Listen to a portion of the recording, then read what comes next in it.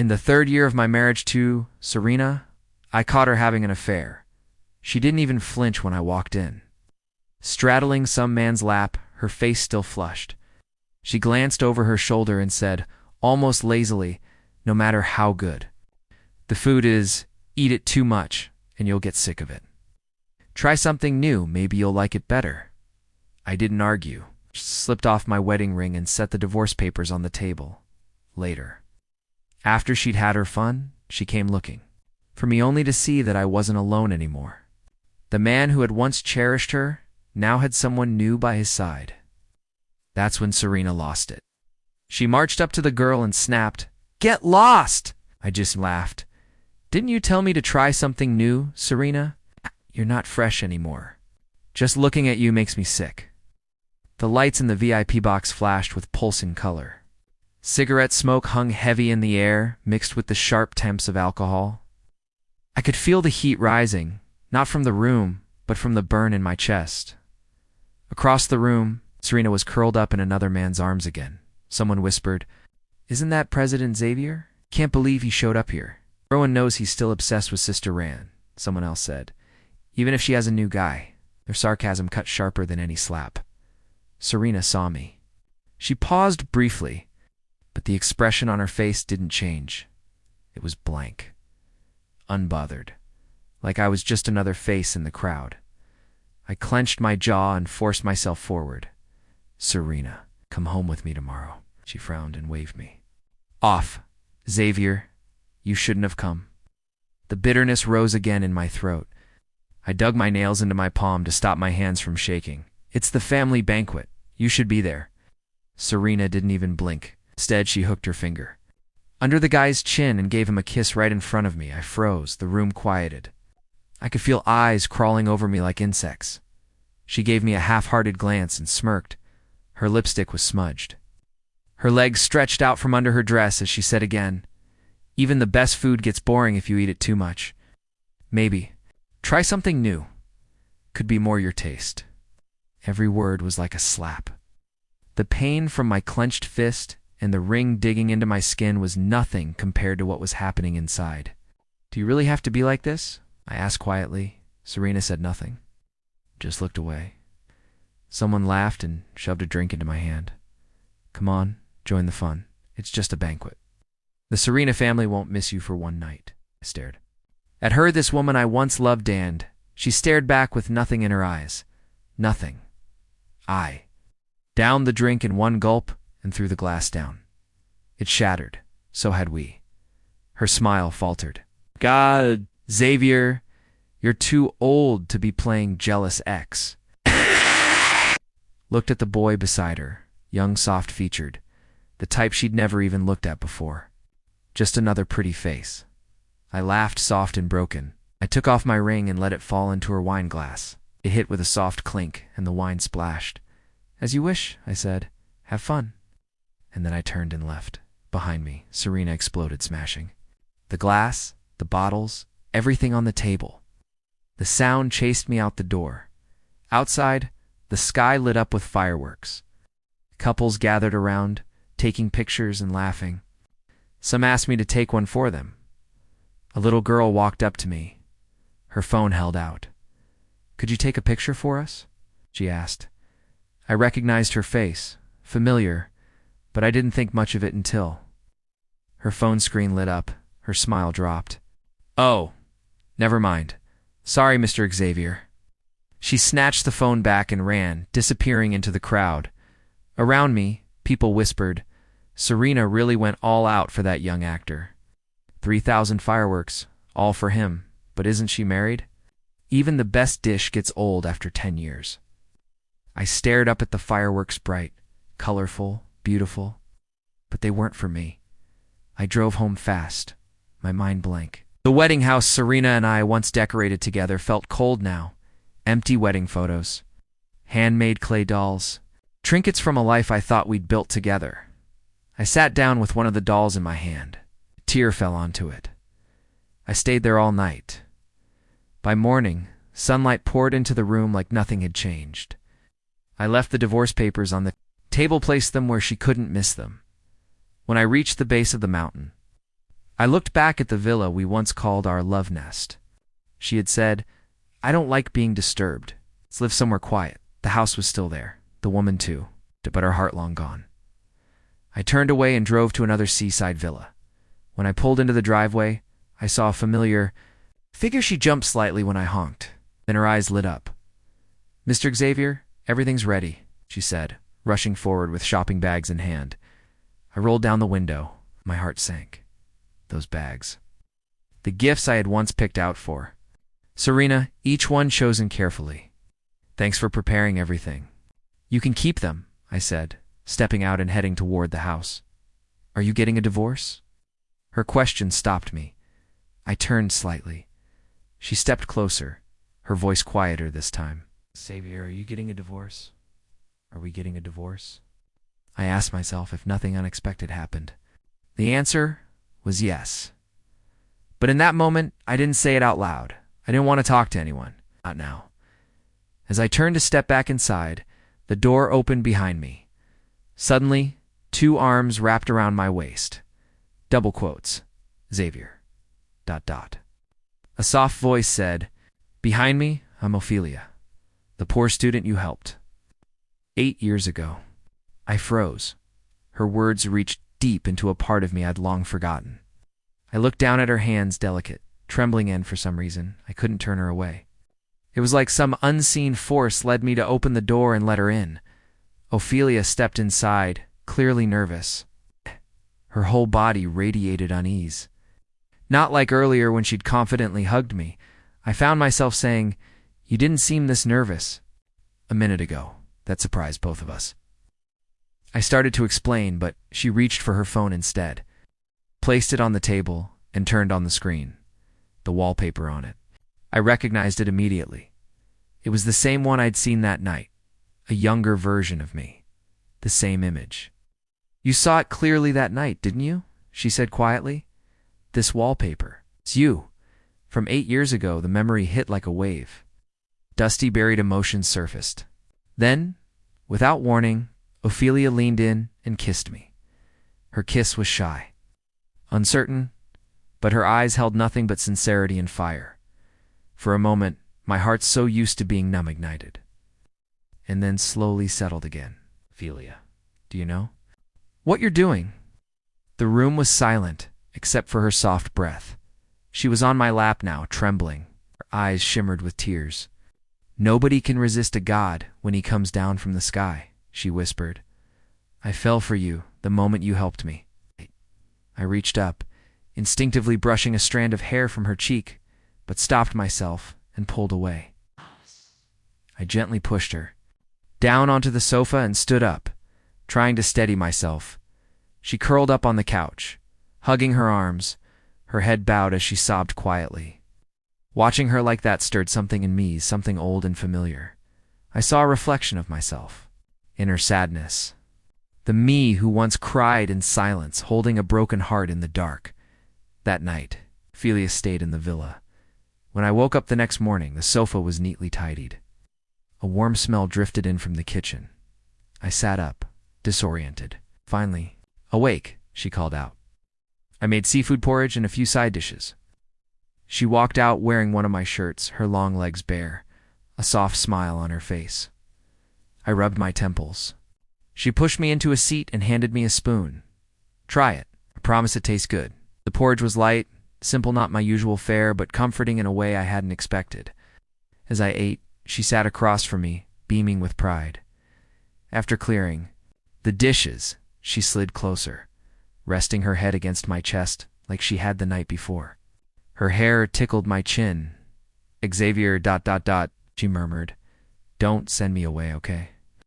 Her cautious plea stirred something in me, something raw and angry.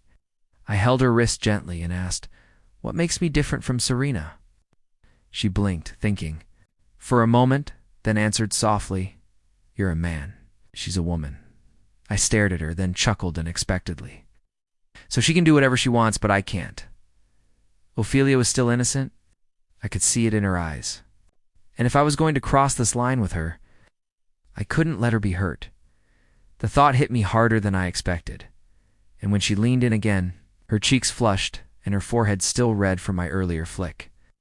I became even more sure of it. I gently pulled her closer. My voice turned serious. If I said, once the divorce is finalized, ... I didn't finish the sentence. Would I marry again? Could I? Ophelia buried her face in my chest, her voice muffled. If you're thinking of taking responsibility for last night, you don't have to. She looked up at me then, her eyes clear. I approached you because I wanted to. Before, I stayed back because you loved Serena. I didn't want to interfere, but now I see myself in your eyes. I stared at her, and in her gaze I saw it in hidden real love. That night, kisses were long and slow, tender. The hours passed quietly. When it was over, she lay against me, spent and breathing softly. Her lips were dry and pink. I ran my fingers gently across them. There was something in my eyes then, a softness I hadn't shown anyone in a long time. Serena is Serena. You're not her. I'm not who I used to be. My phone buzzed. I gently shifted Ophelia, trying not to wake her, and answered, "Hello." Her little face rubbed against my chest, making me flinch. Ella's voice came through, awkward. Brother-in-law. Oh, Ron. Said she left a dress at your place. Can you bring it to her? I paused, fingers still on the phone. I'm busy. It on. The other end, I could hear Ella hesitating. Then Serena's voice snapped through the line. Busy? What could you possibly be doing? Don't tell me. She stopped mid-sentence. The room was quiet for a beat. Then, like perfect timing, Ophelia shifted on my chest and murmured, I'm so tired, ... Can't I just rest a little longer? She bit my chin, playful but firm. The phone was still on. La had put it on speaker. Everyone on the line heard. I didn't say anything, just sighed and hung up. Seconds later, it rang again. Ophelia bit down harder. I growled under my breath. Reaching under the blanket and giving her a pinch, she finally let go, looking at me with wide eyes as she scooted back. Now, you're afraid? A little late for that. I grabbed her wrist, flipped her gently onto her back, pinning her beneath me. The blanket slipped off, revealing faint bite marks across my arm. I held her hand and brushed her finger over one of them. You were so bold a moment ago. What happened? Ophelia's cheeks burned red. No, she bit her lip, shy now, then beep beep. Beep, the phone rang again. She kicked me in protest. It's your phone.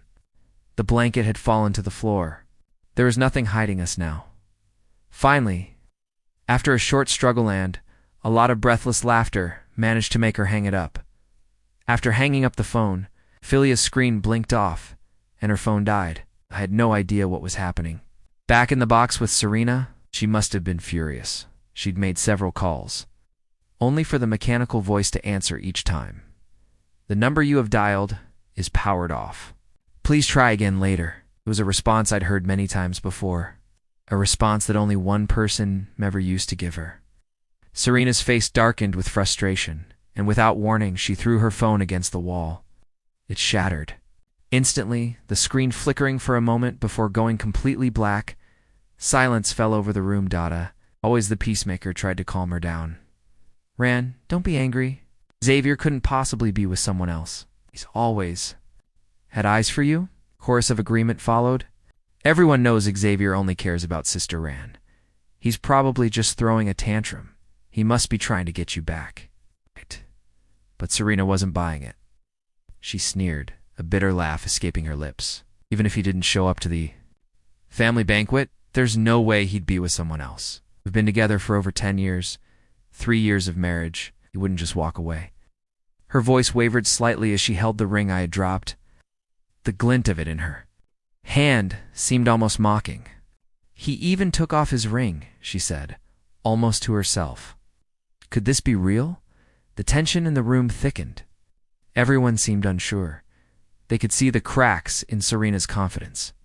Maybe you should call him Sister Ran, one of them suggested nervously. Serena rubbed her temples, the frustration obvious. I'll handle it. It's nothing. She was trying to convince herself. But even I could see she was faltering. The Xavier family was intricately tied to Serena's own family business. And every event, every family gathering, revolved around that. Xavier always played the part solving. Problems, keeping the peace, maintaining the facade. But every time Serena saw him explain himself, it hurt her. It pricked her heart like needles. "I'm going for a cigarette," Serena muttered, grabbing her phone and stepping outside. She didn't even light it, just stood by the door, listening to the muffled voices from the room behind her. Inside, someone said, "I don't think Xavier is just fooling around. He really loves Sister Ran. He wouldn't leave her. He took off his ring. It doesn't seem like a petty tantrum. He's really thinking about divorce." Serena's lips curled in a mocking smile. "Divorce? Are you all crazy? We've been in love for so many years. There's no way he'll leave me." But the doubt still lingered in her eyes. She shook it off, though. It didn't matter. She could always fix things later. She always did. She lit her cigarette. Her fingers brushed the ring she'd been wearing around her neck. She'd stopped wearing it on her finger 2 years ago after one of our arguments. At the time, she'd grown tired of fighting, so she tucked it into her neck, keeping it close, but out of sight. She took the ring off again now, staring at it in the light. "It's too small," she muttered, clicking her tongue in annoyance. "I'll just get it resized." She put the ring in her pocket and stepped back into the box, her mind still racing. She pulled out her phone, searching for the person who had designed our wedding rings. But after scrolling through her contacts, she couldn't find the right name. Ella leaned in, her tone flat. "If you want to contact him, just do it. Don't be like me, always waiting for a chance that never comes." Serena ignored the bitterness in Ella's voice and typed her message anyway. A reply came back quickly. "Mr. Xavier came to me recently asking for a necklace design." Serena smirked. "Seems like he still can't forget Sister Ran. He even went as far as to commission a necklace for her." The others laughed, teasing Serena. She smiled back, feeling good for the first time in a while. Ella, however, didn't join in the laughter. She sat quietly, the concern on her face growing. "I hope you don't end up making the same mistakes I did."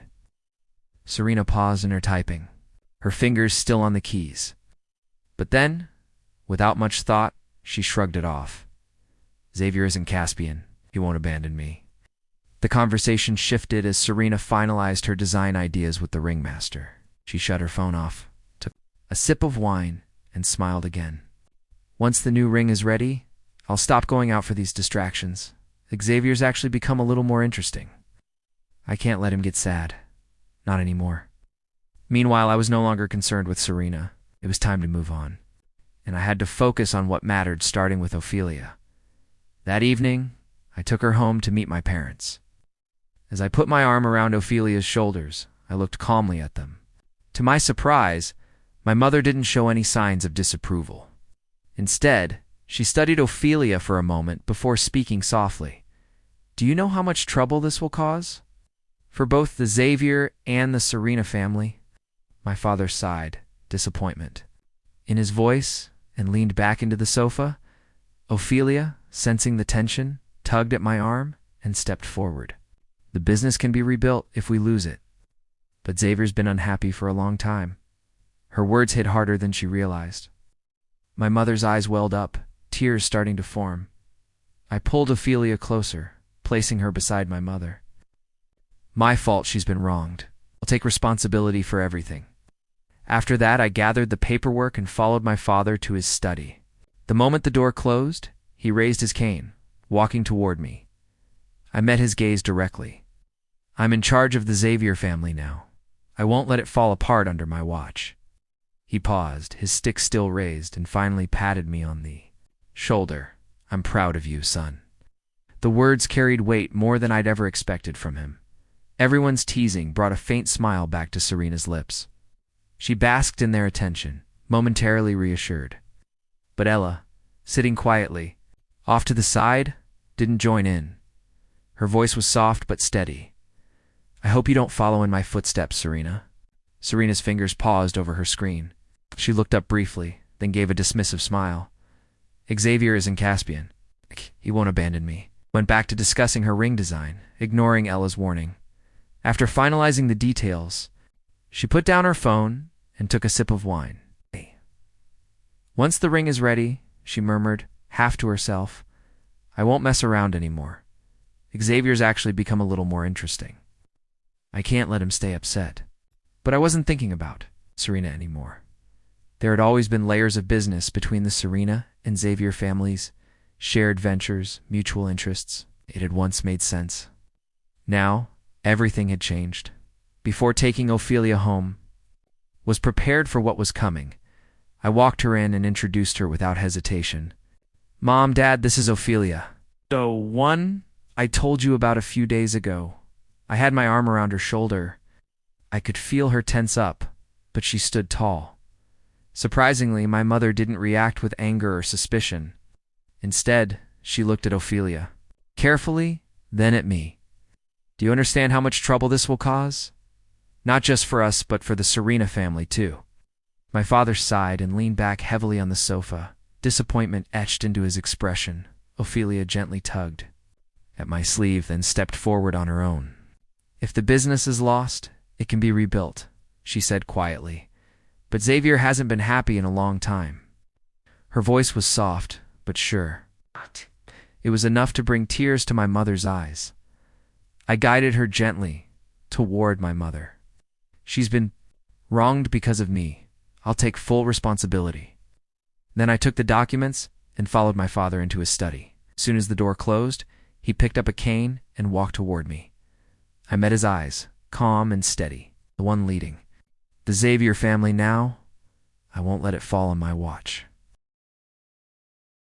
He hesitated, then lowered the cane and gave my shoulder a heavy pat. He understood. Everyone in our social circle had long known about Serena's affairs. The Serena family hadn't exactly tried to hide it, but they were too focused on saving face and the business to address the damage. Under my leadership, our family had quietly surpassed theirs in influence. They knew it too. After I left the study, dinner had already been set. My aunt had prepared a warm meal. Ophelia sat beside my mother, still a little nervous, but much more composed than before. She's a good girl, my mother said softly. This time, it's us, the Xavier family, who didn't handle things properly. Then, gently taking Ophelia's hand, she asked, Is there anyone else in your family we should bring over to Jungchung? Stepped in quickly. She's an orphan. My parents were stunned for a moment, then quietly nodded and changed the subject. The dinner table was warm, even cheerful. Ophelia chatted icily with everyone, her smile soft and genuine. My parents had always said they wished for a daughter. Now they finally had someone who felt like one. After dinner, I joined my younger brother in the back garden. He stood with his arms crossed, looking through the glass into the glowing warmth of the living room. She loves you more than Serena ever did, he said suddenly. When I came in, she smiled at me and even gave me a little handmade gift. Thoughtful. You're lucky. I didn't light the cigarette I was holding. She just nodded. Yeah, I am. He glanced at me sideways. I heard Serena ordered a new set of rings. From the same designer. I thought of the man I'd seen her with that night and looked away. Maybe she's serious this time. Who knows? Before he could say more, my phone rang. Stared at the name. On the screen, Serena. When I picked up, I was met with chaotic noise. Ella's voice came through, panicked. Ron's drunk. She's crying and demanding you come get her. I sent the address, please hurry. In the background, I could hear other voices, male, voices clearly strangers.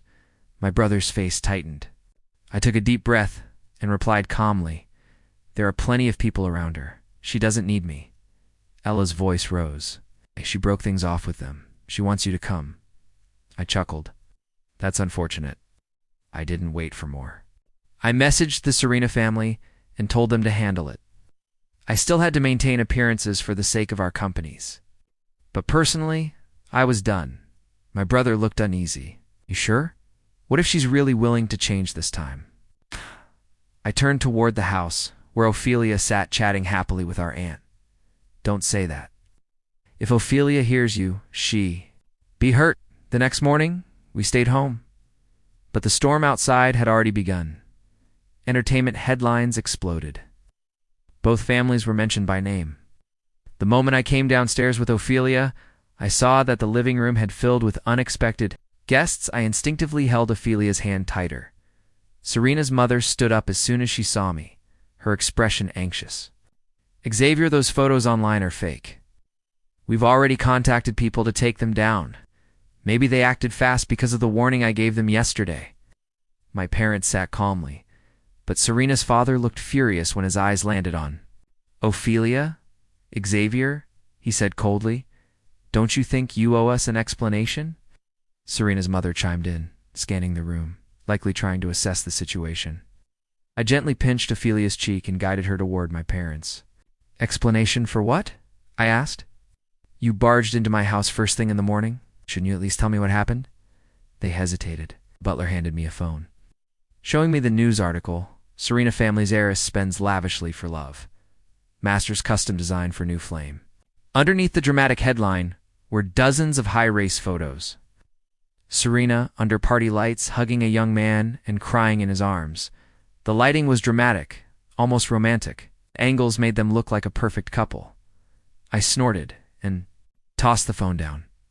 The photos are good. Honestly, if she wants to give him official status, just use these. They're better than the promotional shots we were forced to take for the business back then. My parents' faces turned grim. That scandal hadn't just hurt Met, had hurt the Xavier name. Serena's mother stepped forward, her tone pleading. Ron's always been temperamental, but you two have made it work for years.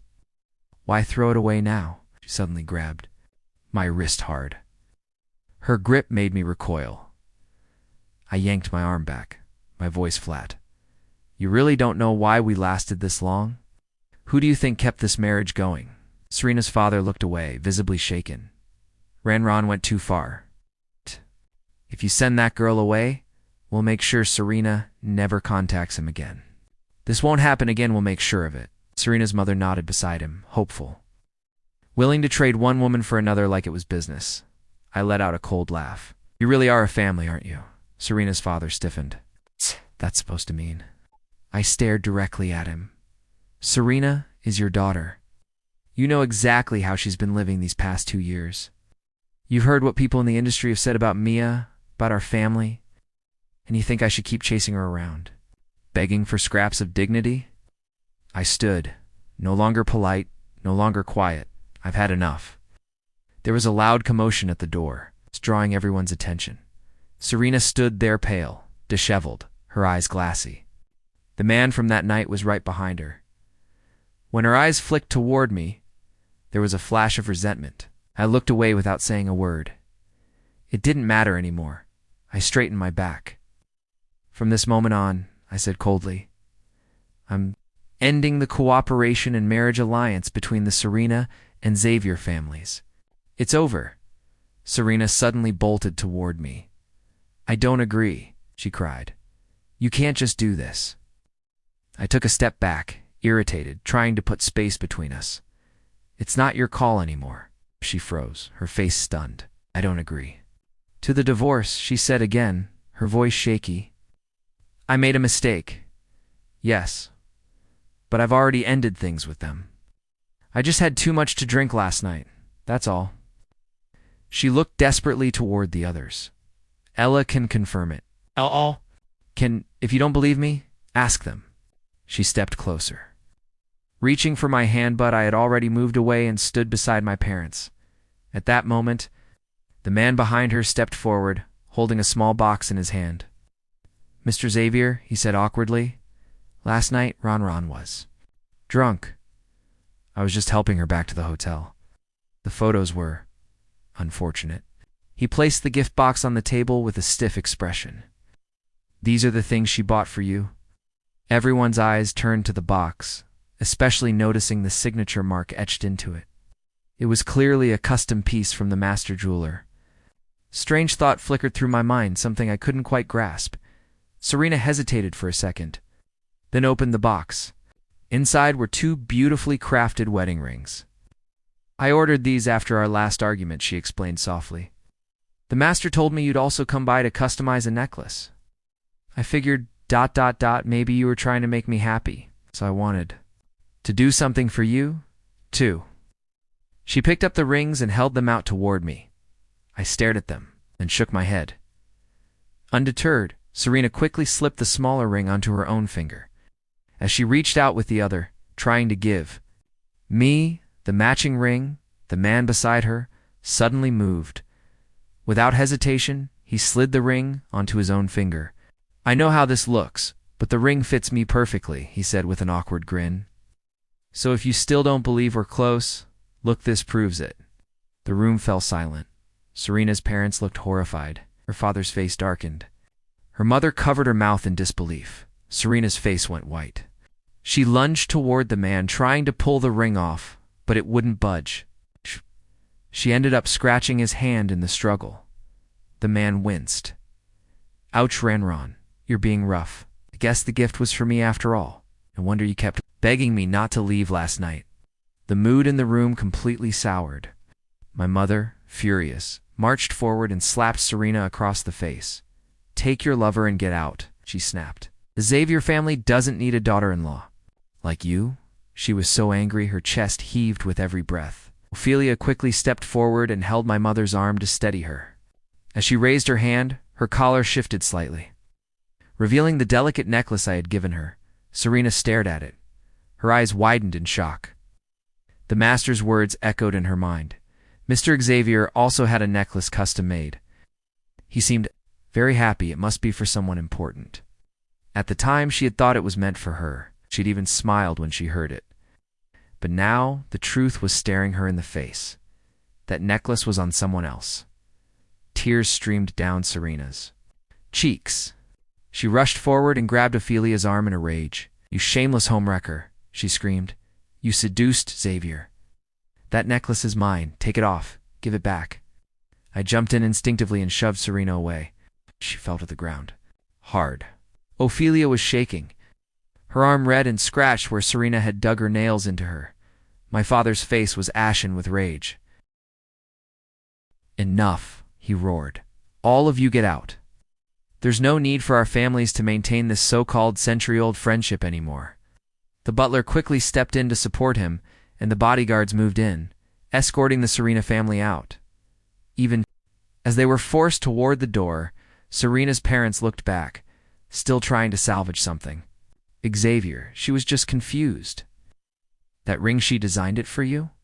Don't you remember the last time you visited the master? The pattern, it was hers?" Serena's mother grabbed the man's hand and pulled the ring off him, shoving it in front of my face. "This proves it. She only ever had you in her heart?" I gave the ring a glance. It was well made, delicate, but I instantly recognized the floral pattern on it. "I'm allergic to bougainvillea," I said flatly. "Liked that flower." After they were gone, I took Ophelia and my parents abroad for a break. My younger brother took over the company for a while. Still, the chaos left its mark. Serena kept calling, sending messages, even videos. My mother showed me one once, brows furrowed. "She took that man into your old wedding room. She's shameless." The feud between the Serena and Xavier families had become public knowledge. Just as we expected, the gossip never stopped. Some families even started trying to push their daughters into our family, now that I was officially single. But my parents surprised me with how firm they were. "From now on," my mother said one morning, "your marriage is your decision. Ophelia is a good girl. Don't ever mistreat her." They even gently hinted they wouldn't mind becoming grandparents soon. Every time someone said that, I'd get a headache, but Ophelia didn't seem to mind. That night after her shower, she slipped into the bed in a thin nightgown and crept under the quilt like a cat. She stopped messing around. I jolted and pulled her out from under the covers. Her cheeks were flushed, her eyes misty. I checked, ... It's my ovulation period. I froze, then wrapped her up in the quilt gently. "Let's take it slow. Still owe you a wedding." I smiled faintly.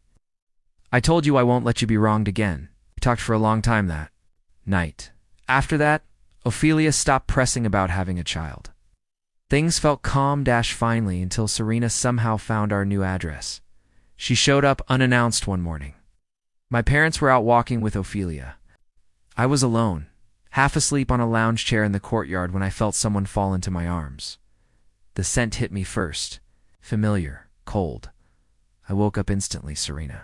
Who let you in? She had red eyes, her voice hoarse. Xavier, I know I was wrong. She whispered, let's start over. We can fix this. Clay dolls can be remade, right? She was crying, her voice barely audible. I sat up, my expression unreadable. What about the divorce papers? Did you sign them? She looked at me, stunned into silence. Serena's expression hardened. I already tore up the divorce papers, she said through gritted teeth.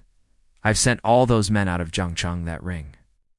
He changed the size without asking, use my phone. Her voice trembled slightly. And those wedding rings. I just wanted to get us a new set. Isn't that what you said I could do? I raised my brows but said nothing. Serena opened her mouth to explain more. But at that moment, we heard voices. Outside, Xavier, your father and I saw some children's clothes in the room. They're adorable. When the baby arrives, my mother stopped abruptly when she stepped inside and saw Serena. Instinctively, both of my parents moved protectively in front of Ophelia. Serena's eyes flicked to her, and then to Ophelia's stomach. Her voice turned sharp. You're pregnant? Without hesitation, I responded, I won't let my child be called illegitimate. Sign the divorce papers, Serena. The Serena family can't handle any more pressure from us. She stiffened. The whispers in the business circle were already brutal. Several of their partners had terminated contracts. Meanwhile, the Xavier family was thriving. Every update from my younger brother was another report of success. And still, despite all that, we hadn't made a single move against them, for old time's sake. Serena wiped away a tear, her lips curling into a bitter smile. So for her, ... you're willing to destroy everything we had? You made a vow, Xavier. You promised to marry me. And now? I don't want a divorce, she said, her voice rising into something close to a scream. But no one answered. My parents didn't look at her with sympathy anymore, only quiet disappointment. My mother stepped forward. The engagement was arranged by both our families. You and Xavier seemed like a good match in the beginning. But after everything that's happened, how can you blame anyone but yourself? She had learned about Serena's escapades over the past 2 years, and while she'd once defended her, she couldn't turn a blind eye anymore. Serena faltered, her voice suddenly soft. I know I messed up, but that's the past. I swear I'll never do anything like that again. Just don't divorce me. Don't have a baby with her, please. 3 years of marriage, and she had never once talked about starting a family. My parents loved children, but they never pushed, and she had never cared. Now that someone else was pregnant with my child, she suddenly cared. I wrapped my arms around Ophelia and gently wiped the sweat from her forehead. You eat the same thing every day? You'll get sick of it eventually. Serena, I'm tired of you. Her face fell. Her lifestyle had worn her down, her skin dull. The wildness in her eyes, replaced with desperation, looked exhausted. In contrast, Ophelia stood quietly beside me, glowing and protected. A softness in her expression that made you want to shield her from the world. My father stepped forward and placed a hand on Serena's shoulder. I watched you grow up, he said, sighing. Back then, we were all so happy about the engagement. But now, this whole situation is a mess. Serena opened her mouth to speak, but he cut her off. For the sake of our parents' friendship, let's not make this uglier than it already is. Xavier's endured enough humiliation staying by your side. As his parents, we felt every one of those wounds. My mother joined him, but unlike my father, she wasn't as gentle. I agreed to the marriage because I thought Xavier truly loved you. If I'd known how you would treat him, I would have never allowed it, Tevin, if it meant he resented me for life. Then she said it clearly. Serena, leave. Don't show your face here again. They turned and walked away. Serena collapsed to the ground in tears. Ophelia took a hesitant step forward, wanting to help, but I caught her wrist and gently pulled her back. She brought this on herself, I said quietly. Don't feel sorry. For her, I led Ophelia back into the house and immediately called security. Serena had entered the property without permission. She was removed under grounds of trespassing. A few days later, my younger brother emailed me a scanned copy of the divorce papers. Subject, she signed it. He included notes about the division of assets. She gave you half of the Serena family's holdings but kept the villa. Looks like she's still not over you. I ignored the teasing tone and focused on the document. The agreement had gone through multiple revisions, but in the end, her signature was there. When I told my parents, they were relieved. My brother integrated the assets into our group and came over to celebrate New Year's with us as the bells rang in the new year. We raised our glasses together. Happy New Year. I hope sister-in-law gives me a niece or nephew soon, he joked.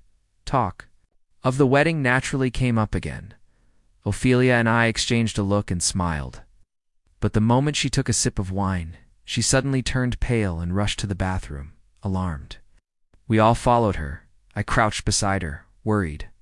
Are you okay? Did something upset your stomach?